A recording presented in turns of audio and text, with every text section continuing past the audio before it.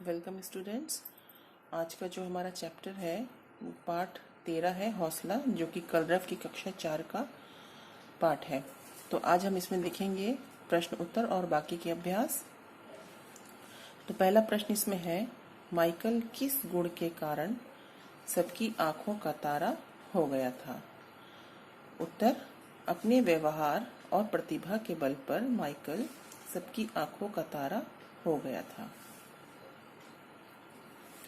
प्रश्न नंबर 2 है, माइकल के साथ दुर्घटना क्यों हुई? उत्तर, माइकल के साथ दुर्घटना इसलिए हुई क्योंकि बस पकड़ने की जल्दी में माइकल ने चौराहे पर चली लाल बत्ती नहीं देखी और दूसरी ओर से आ रहे वाहन की चपेट में आ गया। अगला प्रश्न है आपका प्रश्न नंबर 3, दुर्घटना से माइकल पर क्या प्रभाव पड़ा? उत्तर है इसका, दुर्घटना से माइकल निराश हो गया और स्वयं को अक्षम समझने लगा। प्रश्न नंबर 4, रोजी ने माइकल को हताशा से कैसे उबारा? उत्तर है, रोजी ने माइकल को किताबें, कैसेट्स और गिटार लाकर दिया तथा उसको विश्वास दिलाया कि वह एक दिन जरूर प्रसिद्ध संगीतकार बनेगा। नेक्स्ट है आपका प्रश्न नंबर 5, माइकल अपना सपना कैसे पूरा कर पाया? उत्तर है, माइकल ने अपने संगीत का अभ्यास किया और अपने सपने को साकार किया। अगला अभ्यास में आपको करना है कि किसने किससे कहा। यहाँ पे कुछ संवाद दिए गए हैं तो बताना है किसने कहा किससे कहा। तो कहा है इसने, बेटा तुम दोनों ने हमारे विद्यालय का सदैव गौरव बढ़ाया है। ये बात किसने कही थी? तो इसका उत्तर होगा, प्रधानाचार्य जी ने दोनों छात्रों से कही थी। ख है, तुम एक दिन जरूर प्रसिद्ध संगीतकार बनोगे। उत्तर है, रोजी ने कहा था माइकल से। ग, सभी बच्चे यातायात के नियमों का पालन करेंगे। ये कहा था अध्यापक ने, अवनीश ने छात्रों से। जो अध्यापक थे अवनीश, उन्होंने कहा था अपने छात्रों से। घ है, हम दोनों बचपन के मित्र हैं। उत्तर, माइकल ने अवनीश के छात्रों से। नेक्स्ट है आपका, अगर आप में हिम्मत है, हौसला है, तो आपको अपना लक्ष्य प्राप्त होकर रहेगा। ये बात किसने कही थी? माइकल ने कही थी बच्चों से। नेक्स्ट है आपका, रिक्त स्थानों की पूर्ति कोष्ठक में दिए गए शब्दों के विलोम शब्दों से कीजिए।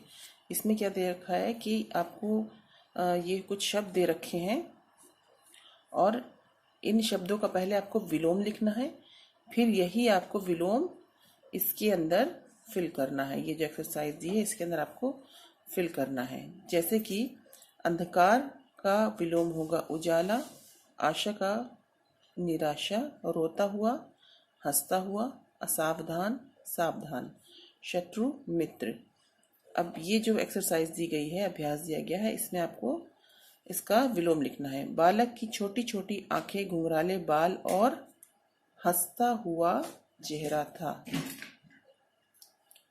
टीम लेकर मुंबई जाते समय मैं बहुत सावधान था। मंच पर धीरे धीरे उजाला फैलने लगा। माइकल ने छात्रों को बताया कि हम दोनों बचपन के मित्र हैं। रोजी दीदी ने मुझे निराशा से उबारा। देखिए, जब आप ये सब करने बैठे अभ्यास, तो अच्छा होगा कि बुक अपने पास रख लें सामने आप, तो आप बहुत आसानी से कर पाएंगे, समझ पाएंगे कि ये क्या कहना चाह रहा है। इसमें क्या करना है आपको, नीचे दिए मुहावरों का अर्थ लिखिए तथा वाक्यों में प्रयोग कीजिए। तो पहला मुहावरा है इसमें, जी जान से जुटना, जिसका अर्थ है किसी काम को समर्पित हो जाना। वाक्य प्रयोग, प्रतियोगिता के विषय में सुनकर सभी विद्यार्थी तैयारी में जी जान से जुट गए। नेक्स्ट है इसमें, रंग में भंग पड़ना, अर्थ है इसका आनंद में बाधा उत्पन्न होना। वाक्य प्रयोग, माइकल की दुर्घटना के बारे में सुनकर रंग में भंग पड़ गया। अगला है आंखों का तारा होना, अर्थ है इसका बहुत प्यारा होना। वाक्य प्रयोग, माइकल अपने व्यवहार के कारण सबकी आंखों का तारा बन गया था। नेक्स्ट है आपका नीचे दिए गए वाक्यों के सामने उनके काल लिखिए। तो इसमें क्या है, 3 काल होते हैं, जैसे भूतकाल, भविष्यकाल और वर्तमान काल। तो भूतकाल क्या होता है, जो गुजरी हुई बातें हैं, जो पीछे जा चुकी हैं, बातें हो चुकी हैं, उनके लिए भूतकाल का प्रयोग करते हैं। भविष्यकाल प्रयोग करते हैं जो अब आने वाली या होने वाला है, कोई चीज़ जो हुआ नहीं है अभी तक, होने वाला है, उसके लिए भविष्यकाल।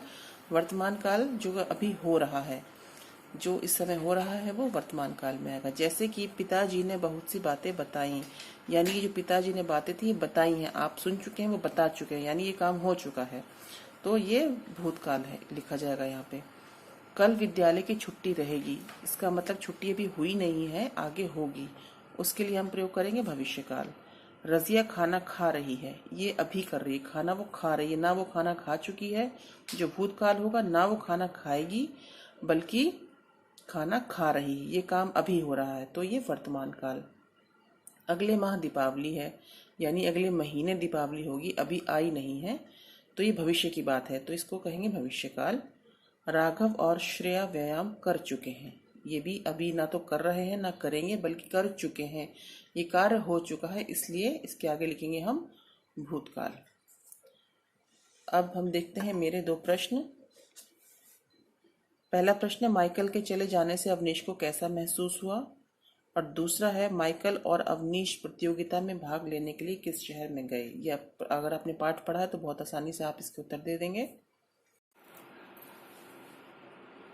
आपकी ये नेक्स्ट एक्सरसाइज है, हमें सड़क पर चलते समय कौन सी सावधानी रखनी चाहिए, लिखिए।